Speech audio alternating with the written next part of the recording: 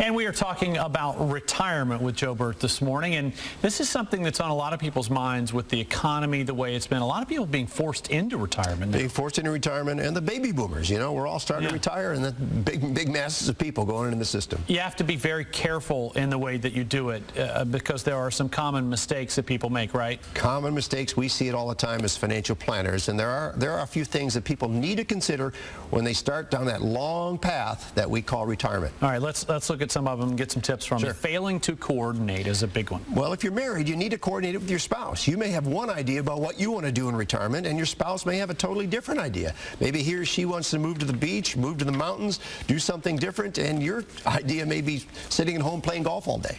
And you also have to plan. It sounds weird, but you have to plan for the unexpected.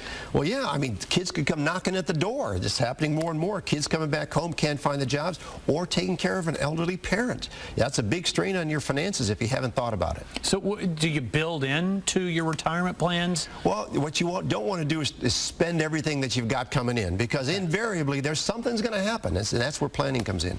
All right, buying big ticket items. This is, I've heard this a lot with people. They get that retirement money and just wham. Oh yeah, we see it too. You know, buy that motor home, buy that boat, buy that whatever it is, and then you're eating into your retirement principal, and once you eat into it, once you spend it, it's gone. So don't get carried away unless you're sure you can do it, and that's really what planning's all about. And while we're talking about buying the big ticket items, some people do it once they retire, but there are other people who start taking money out of their retirement long before they should to buy things, and that's a real big no-no. Yeah, exactly, because not only when you take it out, it's gone, but you have to pay taxes on it, so you got a double whammy. You're taking out that lump sum of money, plus Uncle Sam's got his hand out. And then you have to try to find a way to recover it if you even can. Yeah, it's called the plastic or paper. All right, hoping to live on interest alone. Is this even possible? No, it isn't, particularly with today's interest rates the way they are. Unfortunately, what we see is a lot of clients do what we call back-of-the-envelope financial planning. They look at what their bills are projected to be, maybe their mortgage and electricity and food and dining out and all that stuff,